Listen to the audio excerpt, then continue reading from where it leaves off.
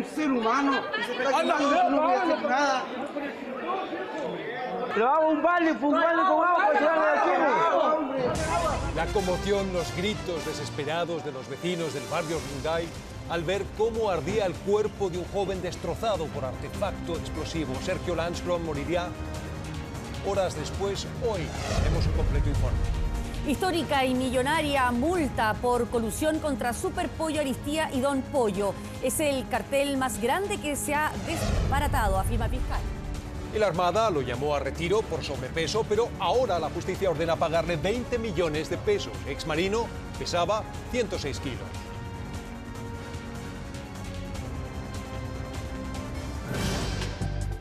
Con el auspicio de nuevas aplicaciones Banco de Chile. Descubre MyBra solo en Replay. Ya comenzó Casamanía de Sodimac Home Center. Y cámbiate y recarga con Movistar. Presentamos 24 horas Central. Buenas noches. Fue un estruendo, un hombre en llamas y un operativo que se prolongó por varias horas. Eso vivieron los vecinos del barrio Yungay, alarmados, presenciando en vivo la muerte de un joven de 29 años. Se quemó cuando supuestamente manipulaba un artefacto explosivo. La Fiscalía indaga si lo transportaba o si se topó con el artefacto y si existen vínculos con los anteriores bombazos. Ignacio Uribe con el informe. Se está moviendo, mira. Se está moviendo. Está moviéndose ahí, weón. Es un ser humano. Era cerca de la 1 de la madrugada y uno de los sectores más lúgubres del barrio Yungay en Santiago se iluminaba de la peor forma tras un potente estallido. Un sonido seco, seco, corto pero muy seco y fuerte. Cuando salgo, me encuentro al caballero ya quemándose en las llamas. Un hombre envuelto en llamas tras la detonación de un artefacto explosivo generaba la alerta y la confusión, la que se acrecentaban los vecinos tras la orden policial que los obligaba a retroceder, la que a su juicio en ese momento no les permitía prestar los primeros auxilios. No entiendo. ¿Qué recomendación hacía Carabinero? Nada, que se alejara, que la persona por lo que tenía en la mano el joven. Por lo que había en esa mano, los uniformados que llegaron a solo minutos de la explosión debieron aplicar un protocolo de seguridad. ¿Qué tipo de artefacto el que llevaba? No, si era como una cajita, así, una caja de remedio, un ejemplo, y tenía luces, pero era negra. Se está moviendo, mira. Un extraño aparato que provocó la determinación policial, la que solo minutos después fue comprendida. Y frente a eso Carabinero le decía que no se acercaran. Sí, frente a eso, y aparte que nadie se podía meter tampoco. Carabinero le prestó auxilio, apagó el fuego. Sí, ellos fueron los que hicieron todo el trámite. Carabineros con un extintor de uno de los vehículos policiales apagó el fuego, que el cual se encontraba la persona encendida en llama en una de sus extremidades y parte de su cuerpo. Heridas fatales, una mano deshecha y una explosión que afectó el tronco y su cabeza, la parte de su cuerpo más dañada debido a la potencia de esta bomba compuesta por un extintor de 1 kilo que contenía pólvora negra y 3 cilindros de gas propano y butano. Un artefacto que contaba con una batería y un reloj para ser activada de forma eléctrica.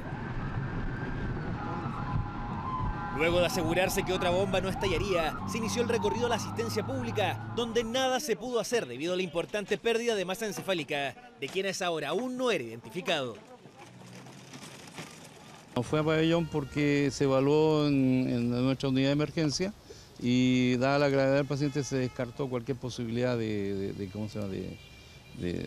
sobrevida. El paciente llegó extremadamente grave y en unos pocos minutos falleció. A las 3:40 de la madrugada se produjo la muerte del individuo. Un cuerpo que a las 10 de la mañana fue trasladado al servicio médico legal para obtener la identificación, la que se conoció cerca de la 1:30 de esta tarde. Don Sergio Guillermo Landskron Silva.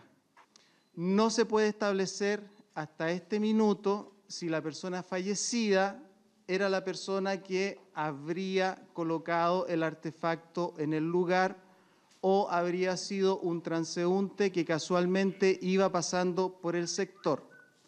Aparentemente, en todo caso, se trataría de una persona que habría manipulado el artefacto. Sergio Guillermo Landskron Silva, 29 años, drogadicto según familiares, detenido en 2010 por robo en lugar habitado y robo con violencia. ¡Se está quemando! ¿Quién habría manipulado el artefacto explosivo? Una de las hipótesis que maneja la investigación, que ahora pretende determinar si era él quien además lo transportó hasta este lugar y si existen semejanzas entre ese aparato y las bombas que detonaron en el metro Los Dominicos y el subcentro de la escuela militar. En cuanto al tipo de aparato, que en este caso detonó, reúne algunas características similares, pero también algunas características que lo diferencian, a nuestro entender, claramente de los aparatos por los cuales se efectuó formalización el día martes pasado. Se buscará determinar también si hay vínculos entre esos formalizados y Landskron, cuya muerte y todo lo que la rodeó generó un intenso operativo en el barrio Yungay. ¿Cómo es el barrio acá? Tranquilo a esa hora. O sea, hay otro tipo de problemas. Durante esta mañana continuaba el trabajo en el sector de los equipos especializados, un barrio que cuenta en varios de sus muros con este tipo de rayados. Aparte daba mucho miedo porque si iba a explotar la otra bomba estaba cerca de los edificios, po. Y aparte estaba cerca acá de Metrogas. Instalaciones que provocaron la preocupación nocturna. ¡Está moviéndose ahí, weón! La que se inició tras un estallido, la presencia de un hombre en llamas y su muerte. Caso que es seguido por quienes investigan los diversos bombazos del último tiempo y que hoy tienen como único protagonista a Sergio Guillermo Landskron Silva. Así quedó la casa en Cerro Navia de la abuela materna de Sergio Landskron, dicen sus moradores, luego que Carabineros se la allanara a las 10 de la mañana, más de 3 horas antes de que se diera a conocer oficialmente su identidad. Dicen que Sergio vivió en este lugar hasta la adolescencia.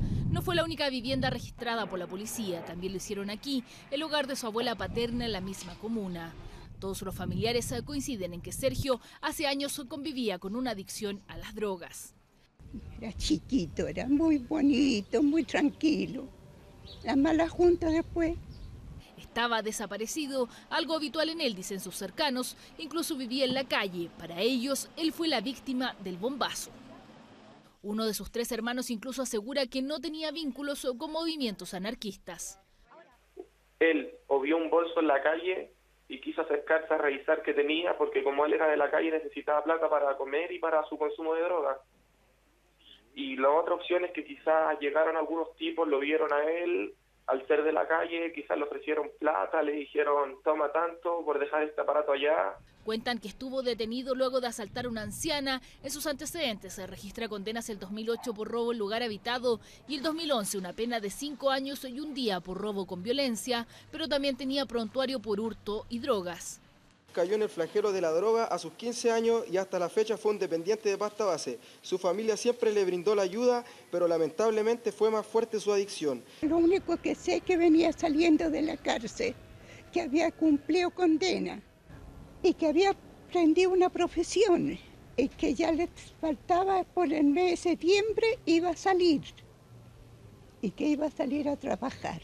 Sus vecinos cuentan que cursó primero y segundo medio en un liceo en La Cisterna y terminó su enseñanza en Rancagua. Ellos tampoco creen que él haya sido quien colocó el artefacto explosivo. ¿Crees que no tiene nada que ver? No, nada. No.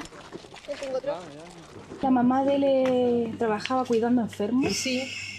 ¿Y el papá? El papá también es gente de trabajo.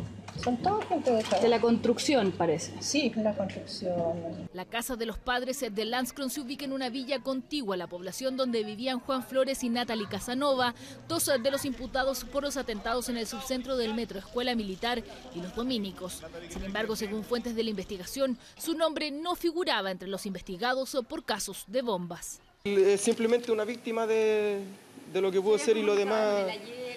No, porque él estuvo desaparecido durante una semana, que fue el último tiempo que lo vimos, él está en la calle. La policía investiga si Sergio transportaba la bomba o si fue solo una víctima. También se indaga el origen de este Twitter a nombre de Nico Fierro, que a las 7 de la mañana de este jueves se publicó el nombre del fallecido antes de que se hiciera público. Y aunque su caso aún está siendo investigado, Sergio Landskron unió su historia hoy a la de otras víctimas de explosiones. Los anarquistas Mauricio Morales y Luciano Pitronello también terminaron siendo protagonistas de sus atentados. Claudio Fariña conversó con un experto para buscar similitudes y también diferencias. El parte policial dijo hace 5 años que se había acercado al lugar del bombazo 70 metros a la redonda y fue porque a esa distancia quedaron diseminados los restos de la explosión que en Ventura Lavalle costó la vida a Mauricio Morales Duarte, 27 años, joven anarquista que viajaba en su bicicleta con una mochila y un extintor relleno de pólvora negra, además de un temporizador que manipuló malamente a menos de 100 metros de la escuela de gendarmería. Falló la sincronización con el reloj. Este era parte de su ideario. Pienso en la sociedad futura que vamos a tener. Estamos hablando de la libertad de decidir por quién vamos a votar. La libertad de qué color va a ser mi ropa, qué marca van a ser mis zapatillas. O sea, si tenía un conflicto con comprar la zapatilla, róbatela. Es lo mejor que podía hacer. Estamos tristes, pero aquí estamos. Estaba sin cara, le faltaba un brazo y sus 2 piernas. El tipo no se estaba quemando, sino que era como vapor que le salía del cuerpo. Está claro que son personas que no dominan mucho el tema de hacer bombas. Está claro que el mecanismo de detonación y de tiempo no funcionó. Sin duda no son expertos, eso está más que claro. Son ciertas personas que no están dedicadas al terrorismo y que están haciendo protestas con bombas. Luciano ya lleva una condena de por vida. 2 años más tarde se haría famoso Luciano Pitronello Schuffenegger. El único perjudicado fue él. Y eso lo va a acompañar el resto de la vida. Quien por su irreprochable conducta previa está cumpliendo hoy a los 26 años 6 de libertad vigilada. Su delito fue poner una bomba en una sucursal del Banco Santander de Vicuña Maquena en junio del 2011. Acción en la que perdió una mano, 3 dedos de la otra, la visión de un ojo, además de dejarle el 35% del cuerpo quemado. Yo me enteré por las noticias. Entonces llegamos a la posta y la verdad es que Luciano para mí era irreconocible. Yo dije, este muchacho tiene que entender que tiene una razón por qué vivir. Pitronello y Morales habían vivido en la misma casa ocupa llamada Sacco y Vanzetti, como los anarquistas italianos de comienzos del siglo XX. Fue su madre quien habló por él. Ni 20, ni 30, ni 50 años de cárcel que le devuelvan sus manos o su vista, digamos. Con respecto al caso Pitronello, hay varias diferencias. Absolutamente es una pólvora débil, es una pólvora de baja velocidad, probablemente con elementos vegetales, lo cual produjo que se incendiara.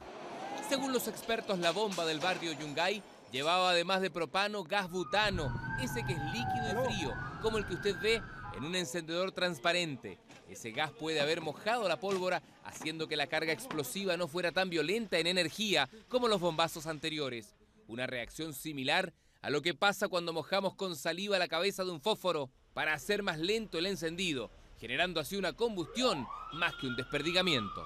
Lamentablemente el envase, como no estamos trabajando con explosivos de alta potencia, la pólvora negra hace su trabajo y ella escapa por donde tiene una fuga. Si tú, por ejemplo, antiguamente ponías un de estos pisacohetes o cohetes antiguos en los 80 y lo ponías en la mano, la persona se quemaba la mano, pero si ese artefacto tú lo pones en la mano empuñada, obviamente la mano por reacción va a destrozarse porque está comprimiendo esta energía. Por eso se habla de manipulación aun cuando no se sepa a ciencia cierta si Lindström portaba la bomba, la había fabricado, la transportaba y era el mensajero o simplemente se la encontró en su camino por desgracia y le llamó la atención. Eso lo dirá la justicia más adelante. Víctima o victimario todavía está por verse. Son actos terroristas pero aislados, dijo hoy la presidenta Michelle Bachelet en relación a este último bombazo. El gobierno se abrió hoy incluso a investigar los atentados ocurridos bajo el gobierno del expresidente Sebastián Piñera, en que todos los acusados terminaron absueltos por la justicia. Mariela Aravena tiene el informe. Al regreso de su participación en la Asamblea General de Naciones Unidas, la presidenta Michelle Bachelet se refirió en Arica al bombazo que la madrugada del jueves dejó un fallecido en el barrio Yungay, en la comuna de Santiago. La mandataria calificó el hecho como lamentable, a la espera de los detalles que entregue el Ministerio Público, insistiendo en que este tipo de actos no altera la necesidad de los chilenos de vivir en paz. Este fue un tema que conversamos fuera de Chile, se me preguntó la situación de los bombazos y explicamos que eran actos aislados, actos terroristas pero aislados, pero que Chile sigue siendo un país seguro y estable y nosotros como gobierno, las policías, el Ministerio Público y la justicia nos preocuparemos de hacer nuestro trabajo para que así sea. En Talagante, el ministro del Interior calificó este nuevo bombazo como un hecho inaceptable, asegurando que se trabaja para que ningún chileno se sienta con la libertad de atentar contra otros. Además, se abrió a investigar los casos de artefactos explosivos que ocurrieron durante el gobierno de Sebastián Piñera, en donde todos los imputados fueron absueltos. Y eso es lo que vamos a seguir haciendo, no solo con los hechos que han ocurrido durante nuestro gobierno, sino que también investigar a fondo lo que ha pasado, inclusive en los gobiernos anteriores, como el caso de los últimos 4 años, donde hubo 142 atentados. Y por lo tanto, esto es un tema de país, esto es un tema de Estado. Postura que fue bien recibida en la oposición, en donde preparan nuevas propuestas para hacer cambios a la ley antiterrorista. Ha dicho que ellos se tienen que hacer cargo de lo que antes se estimaba que no eran actos terroristas por parte de su coalición y que hoy día él reconoce que eran actos de terrorismo, y eso me parece que habla bien de él. Creo que nadie puede estar en este país, ¿verdad?, suponiendo que la violencia va a tener un espacio. Segundo, esperemos que se clarifique la circunstancia en que se produjo el hecho en el día de hoy. Según cifras del Ministerio del Interior, en los últimos 10 años se han registrado cerca de 300 atentados explosivos, el último de ellos, el bombazo, en el barrio Yungay. Es el cartel más grande que se haya desbaratado. Así celebró el fiscal económico la sentencia del Tribunal de la Libre Competencia que condenó a las empresas productoras de pollos, Agrosuper, Aritia y Don Pollo, a pagar en conjunto una multa de 60 millones de dólares por colusión. Daniel Silva con los detalles. Durante al menos 16 años, las empresas Aritia, Agrosuper y Don Pollo se pusieron de acuerdo para manejar la producción de carne de ave y, por ende, controlar los precios. Es la conclusión a la que llegó el Tribunal de la Libre Competencia luego de una investigación solicitada por la Fiscalía Nacional Económica. Yo hubiera dejado jugar la oferta y la demanda, yo hubiera tirado toda la producción que yo quisiera, ¿ya? O sea, que yo estimara conveniente, y hubiera probablemente sobrepasado la demanda que ellos querían y por lo tanto los precios hubiesen disminuido. O sea, estas empresas producían menos de lo que podían y cobraban más caro. Según la Fiscalía, la Asociación de Productores Avícolas de Chile se encargó de vigilar y coordinar la colusión.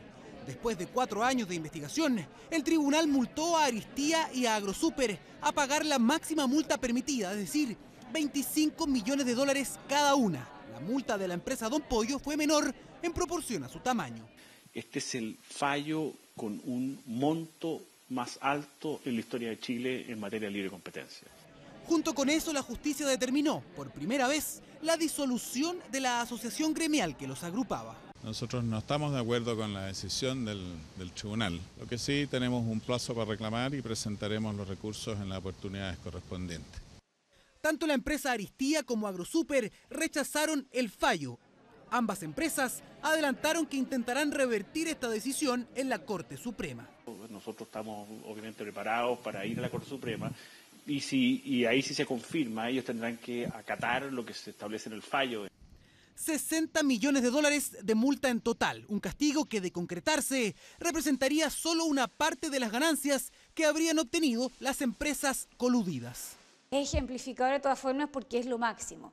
Ahora, si tú me preguntas a mí qué faltó acá, tal vez hubiera faltado que se hubieran pedido multas personales. Mediante comunicados, la Confederación de la Producción y el Comercio y la SOFOFA condenaron todo atentado contra la libre competencia, pero esperarán la resolución del máximo tribunal antes de dictar resoluciones. Me echaron de la Armada por haber subido 2 kilos. ¿Puede alguien ser despedido por sobrepeso? Para la justicia, no. El exmarino Gonzalo Zúñiga recibirá una indemnización de 20 millones de pesos, un fallo inédito que obliga a la Armada a responder por el daño moral causado por el despido. Jimena Perone con la historia. Este video es el único recuerdo que Gonzalo Zúñiga conserva de su paso por la Armada de Chile. Hoy está dedicado a su mueblería y asegura no querer recordar el daño que le causó la expulsión de la institución. El 2011 fue despedido por sobrepeso, aumentó de 104 a 106 kilos. Que venía estipulado, digamos, que por baja nota, por la baja de nota en la CAP de condiciones físicas y salud. Que era básicamente por tu peso. Claro, sí, porque eso es lo que... ¿Y en ese momento en la ficha cuánto pesabas tú? Había subido de 104 a 106. Por este motivo decidió demandar a la institución a la que prestó servicio durante 23 años, desempeñándose como guardia de cuartel. Dice que siempre tuvo buenas calificaciones, incluso fue un deportista destacado. Aguantamos a alguien que comete falta de la disciplina, que siga la institución, y alguien que está cumpliendo, subió de peso, que a lo mejor se puede revertir. Más fácil revertir eso que alguien que ya tiene una falta de la disciplina. Discriminación arbitraria fue el sustento de la demanda. El primer juzgado civil de Concepción la acogió y falló a su favor. Sin embargo, la Armada no quiso referirse a dicha resolución. La discriminación es arbitraria porque no tiene ningún fundamento. Porque en definitiva dice el fallo, entender que porque una persona es obesa debe ser separado de su trabajo significaría que habría que privilegiar a las personas que son esbeltas y que ellas tendrían más capacidad. 20 millones de pesos son los que la Armada tendrá que pagar según el fallo judicial. Todo un precedente en el sector público. Por primera vez tenemos un fallo que formalmente dice que a los funcionarios no se los puede discriminar por esa razón, digamos, por una razón neta de apariencia. Es un fallo en primera instancia. La Armada podrá apelar, aunque este ex uniformado no descarta solicitar una indemnización aún mayor por el daño que sufrió, simplemente por su apariencia.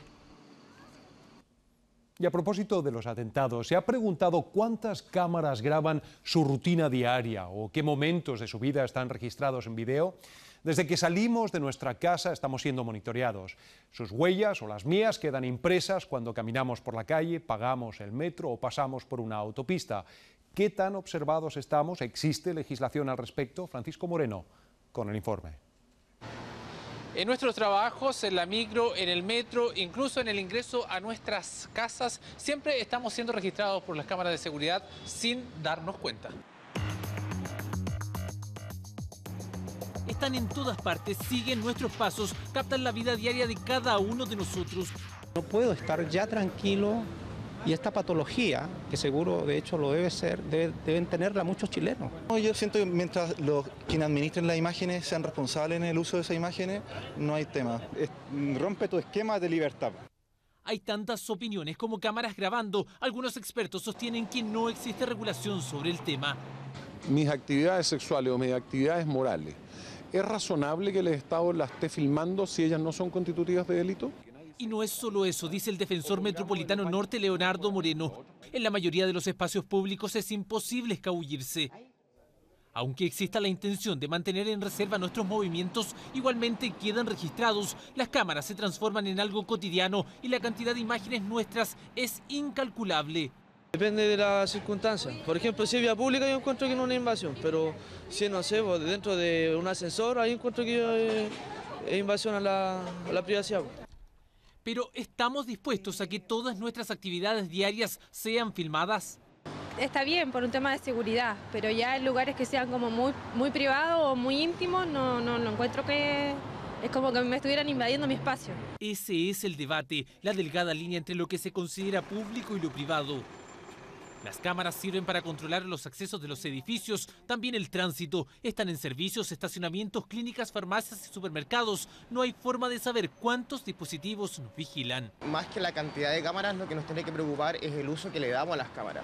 ¿Cachai? Y el nivel de acceso que hay, porque si es como que cualquier privado llega y tapiza Santiago con cámara y queda con información para él nomás, pues eso es grave. René no es muy partidario de su uso, pero cuenta que gracias a las cámaras de seguridad se salvó de un asalto. Yo llegué y entré al otro de los edificios que donde no vivo y le dije, oye, ¿sabéis que en realidad como que me vienen siguiendo, ¿cachai? Creo que me quieren asaltar. Y el guardia me dice, sí, sabes que te vi por la cámara cuando venías dando la vuelta y te venían siguiendo, así que pase quédate un rato para que el tipo se vaya. Al subir a la micro también estamos siendo captados. Lo mismo ocurre cuando cruzamos el torniquete en una estación del metro. Vamos construyendo una huella que, según los expertos, perfectamente permite estudiar nuestro día a día. Si usted tiene todo el casco de una ciudad lleno de cámaras, eso significa que eso se puede controlar. ¿Qué decir si usted se desplaza en automóvil? Además de las cámaras, su paso queda registrado en cada pórtico de tag. Los mismos registros existen cuando giramos dinero o cuando vamos a un restaurante. Las cámaras en Chile están escasamente reguladas. Nosotros requerimos en ese sentido hacer modificaciones a la ley de seguridad privada. ¿Quién filma? ¿Para qué filma? ¿Cuáles son los propósitos de esa filmación? ¿Y cuándo se pueden utilizar esas filmaciones?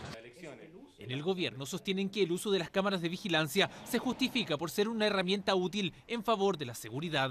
No se trata de una intromisión en la persona, se trata en el fondo de intentar regular el espacio público. Vamos cediendo nuestros ámbitos de intimidad y de vida privada en favor de la prevención o la seguridad. El tema es, hemos discutido cuál es el límite de esa sesión que estamos haciendo. Esa es la discusión, su uso y posible abuso. Mientras no exista una legislación, estos aparatos seguirán registrando cada instante de nuestras vidas desde que salimos de nuestras casas.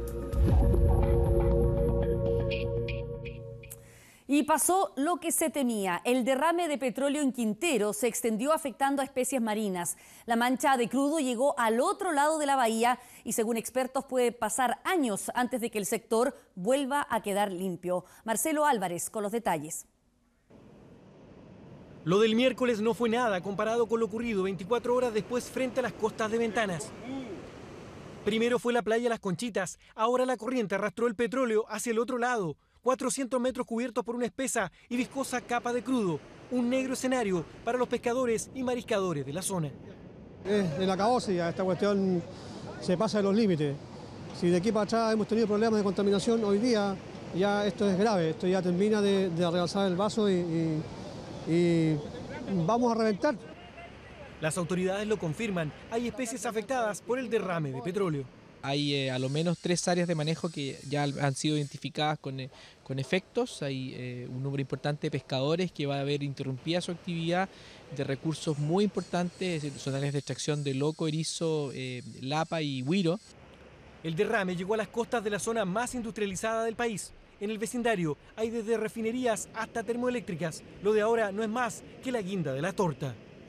Una contaminación que nunca estuvo regulada, ya el sector empresarial nunca estuvo regulado a través de normativas, hoy sí, pero tiene un histórico efectivamente de contaminación que nosotros queremos intervenir a través de medidas de reparación en respecto sobre todo a la bahía. ¿Hasta cuándo trabajan acá? Hasta que no quede ningún rastro, el compromiso con la autoridad y el compromiso nuestro de ENAP es esto que tal como está en su momento. ENAP, como responsable del petróleo, está corriendo con los gastos de limpieza que según la ONG Oceana tardará años. Es imposible retirar el 100% del petróleo que se ha derramado. Por eso que estas catástrofes son tan graves para la fauna marina y además tienen efectos permanentes en el tiempo. 250 personas trabajan en la limpieza de la bahía, que podría extenderse al menos hasta el fin de semana. Breves nacionales. 39.000 millones de pesos dispuso el gobierno para la reconstrucción de Arica y Tarapacá por el terremoto que azotó el norte grande del país hace 6 meses. El plan consta de 69 iniciativas de vivienda, educación, agricultura, espacios públicos, entre otros. El plan de reconstrucción de todo aquello que fue afectado por el terremoto, pero también para hacernos cargo de aquellas otras situaciones que como las casas quebradas y otras que venían de antes, ¿verdad?, de deudas anteriores. Con combos y hachas llegaron 5 delincuentes hasta la joyería Mozo del Mall Alto Las Condes, llevándose cerca de 100 millones en especies. A pesar del intento de los guardias de repeler el atraco, el disparo de uno de los sujetos mantuvo alejados a personal de seguridad del lugar. Finalmente huyeron en este vehículo que además tenían cargo por robo. Esta mañana 3 delincuentes ingresaron hasta esta sucursal bancaria en la comuna de Las Condes. Con arma de fuego amenazaron al guardia de seguridad, quitándole además su revólver. 30 millones de pesos y $8.000 en efectivo lograron llevarse los sujetos. El quinquenio 2010-2014 es uno de los más secos en 100 años. Así lo aseguró la Dirección Nacional de Aguas y el Ministerio de Obras Públicas tras revelar el pronóstico de disponibilidad de agua para la temporada de riego primavera-verano. Las zonas críticas se encuentran en las regiones de Coquimbo y Atacama. Pese al complejo escenario, las autoridades aseguraron que el agua potable está asegurada para la población urbana. En el caso del sector rural, ya se están implementando medidas para paliar los efectos de las bajas precipitaciones. Y por amenazas, 2 de los dueños del grupo Penta, Carlos Alberto Délano y Carlos Eugenio Lavín, presentarán una querella contra su ex asesor, Hugo Bravo, todos involucrados en el caso por fraude al Fondo de Unidades Tributarias, en el que también ahora se estaría investigando una nueva arista de donaciones a campañas políticas. Juan David Ayala nos amplía. Carlos Alberto Delano y Carlos Eugenio Lavín, los dos principales dueños del Grupo Penta, acudirán a tribunales para denunciar las amenazas que por distintas vías habría hecho llegar Hugo Bravo, un ex alto ejecutivo de la empresa. Este habría enviado una carta al ex senador Carlos Bombal, asesor de Delano y Lavín, amenazando con revelar información relativa al fraude al Fondo de Unidades Tributarias que investiga la Fiscalía a petición de Impuestos Internos. A través de un comunicado se dio a conocer las razones de la querella. Por amenazas reiteradas hacia su persona, asociadas a exigencias económicas injustificadas, que formula mientras está siendo investigado por el Ministerio Público por delitos tributarios y de cohecho a funcionarios públicos. El señor Bravo es un ex ejecutivo del grupo que fue despedido por abusar de su cargo y de la confianza depositada en él por 30 años. Y resulta inaceptable que hoy intente ensuciar a terceros para cubrir sus errores personales y las ilegalidades en las que él mismo incurrió. Bravo no solo engañó a mis representados, sino que ahora, tras haber sido sorprendido y tener que admitir sus faltas, parece pretender también involucrar falsamente a mis representados en ellas. Acusaciones que no han sido respondidas por los abogados de Hugo Bravo, una polémica que se da en medio de la indagatoria al Grupo Penta por eventual fraude tributario y que en otras de sus aristas involucraría financiamiento de campañas políticas, según lo dio a conocer El Mercurio, El Diario La Segunda y The Clinic. Publicaciones que hablan de una pesquisa de la Fiscalía Oriente por eventuales traspasos de dinero de la empresa para las campañas de algunos candidatos de la UDI al Parlamento. Me lo leyó, no tengo ninguna información, cuando la tenga, feliz, se la puedo dar. No tengo ninguna información, así que no. Uno de los aludidos es el senador por los Lagos, Iván Moreira, cuyo chofer habría declarado ante la Fiscalía por extender boletas al Grupo Penta por trabajos aún no aclarados. Ni el conductor ni el parlamentario estuvieron ubicables para contrastar esta versión. Y la Cancillería chilena emitió anoche una nota diplomática tras los dichos del presidente de Bolivia, Evo Morales, quien aludió en su discurso ante la Asamblea General de la ONU a la demanda interpuesta ante La Haya para conseguir acceso al mar a través de Chile. Antonio Ruiz nos informa desde Nueva York. No solo su foto con el actor Leonardo DiCaprio trascendió en esta Asamblea General de Naciones Unidas, luego que en la sesión de este miércoles Chile pidiera ser respetuoso de la estabilidad de las fronteras. En su discurso, el presidente de Bolivia, Evo Morales, aseguró que la demanda marítima altiplánica no busca alterar los límites y las fronteras, como dijo pretende hacer creer el gobierno chileno. Dichos a los que nuestro país respondió de inmediato con una nota diplomática ante Naciones Unidas. Se le describe a la comunidad de Naciones Unidas, a todos los países, que efectivamente Bolivia goza de acceso al mar. No hay ninguna invitación a dialogar cuando lo que se pretende es de manera unilateral demandar a nuestro país. Este jueves fue el turno de exponer ante la Asamblea General del presidente peruano Ollanta Humala. A 8 meses del fallo de La Haya por el diferendo marítimo con Chile, el mandatario limeño catalogó el proceso como un ejemplo para el mundo. Deseo destacar la reciente solución del diferendo marítimo con Chile, alcanzada por medio del derecho internacional y el principio de solución pacífico de controversias. Y también el hecho de que la ejecución del fallo dictado por la Corte Internacional de Justicia ha sido la más rápida en la historia. Mientras el fallo por el litigio con Perú está en fase de implementación, no ajeno de controversia por el llamado Triángulo Terrestre, la demanda boliviana fue presentada en abril. 3 meses después, Chile solicitó la incompetencia de La Haya. Tienen armas, voluntad y dinero. En promedio, $2 millones diarios es lo que gana el Estado Islámico por la venta de petróleo en el mercado negro. El control de refinerías en Irak, también en Siria, los convierte en los terroristas más ricos y también más poderosos del mundo. Por eso la coalición internacional optó en su tercer día de ataques por bombardear las plantas de crudo en su poder. Natalia López nos cuenta más. En una guerra, atacar la fuente que provee de poder a tu enemigo es una estrategia eficaz para la victoria. Por eso, en este tercer día de bombardeo sobre Siria, Estados Unidos y sus aliados centraron sus ataques en 12 de las refinerías de petróleo controladas por el Estado Islámico en territorio sirio. Si el Estado Islámico se ve privado de dinero proveniente de la venta de petróleo, uno de sus principales recursos va a quedar fuera de juego, y con eso va a ser más difícil su despliegue a través de compra de armas en el mercado negro y otro tipo de despliegue que requiere. Se estima que a diario el Estado Islámico gana entre 1 a 3 millones de dólares por la venta de barriles de crudo extraídos de Siria e Irak. Petróleo que es vendido a un menor precio a contrabandistas de Jordania y Turquía.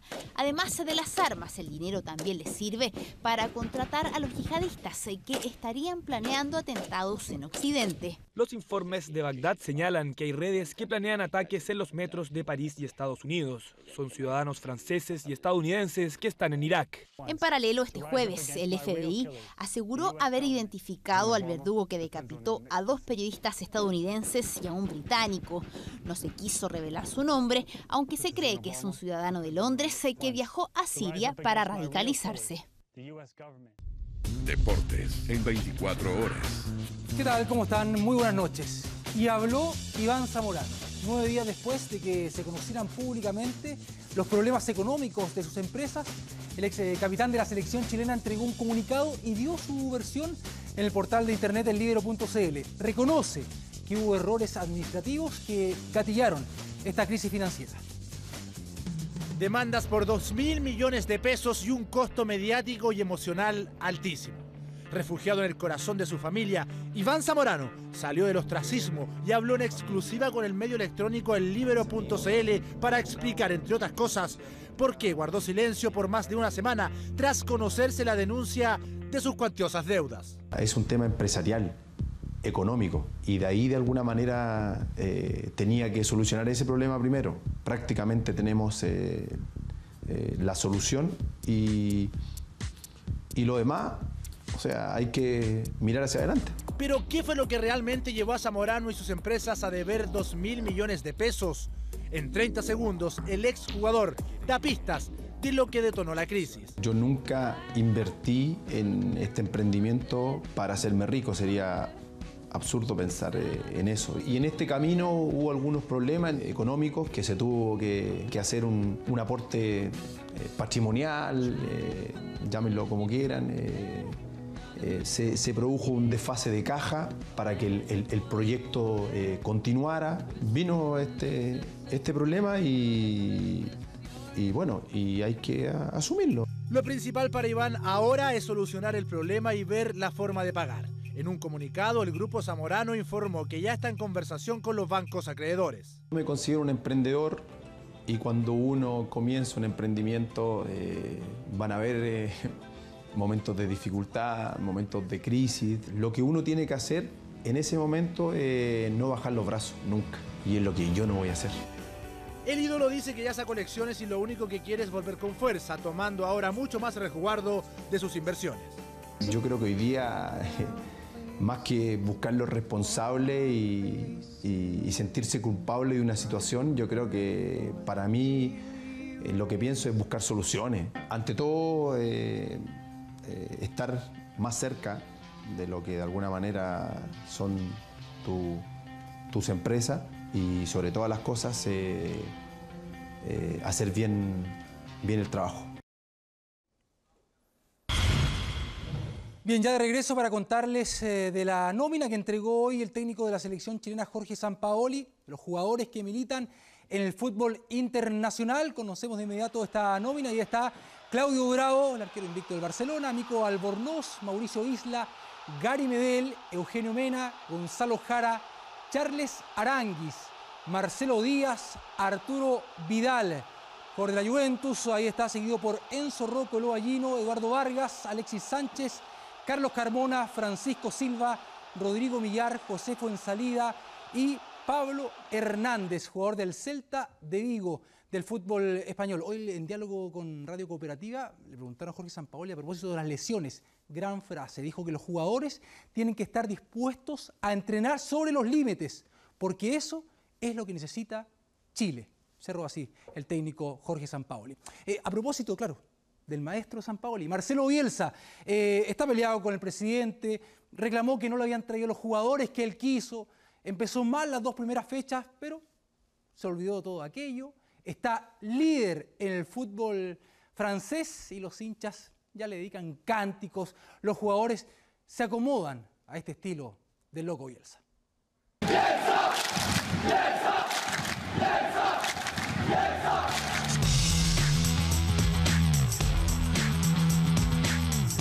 En la cancha y en las tribunas, la locura por Marcelo Bielsa es total en Marsella. El loco tiene al equipo de la ciudad encumbrado en lo más alto de la Liga 1 de Francia.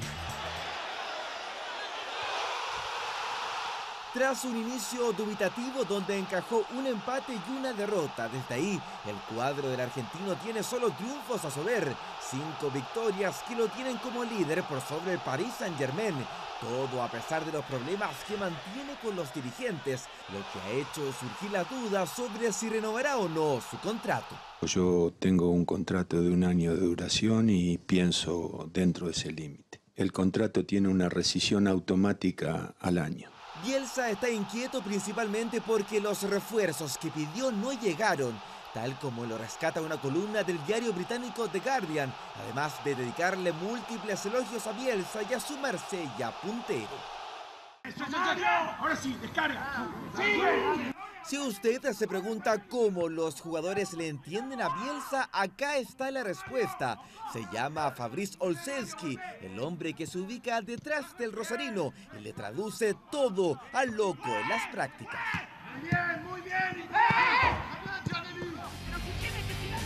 Es la Bielsa amarilla que poco a poco se desata en Francia con el ex técnico de La Roja comandando la tabla del fútbol galo. Ahí estamos.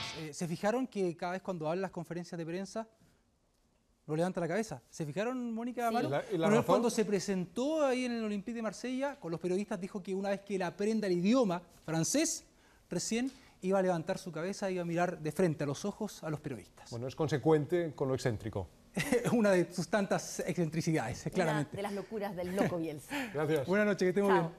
Y nosotros vamos rápidamente a una loca pausa comercial y ya regresamos.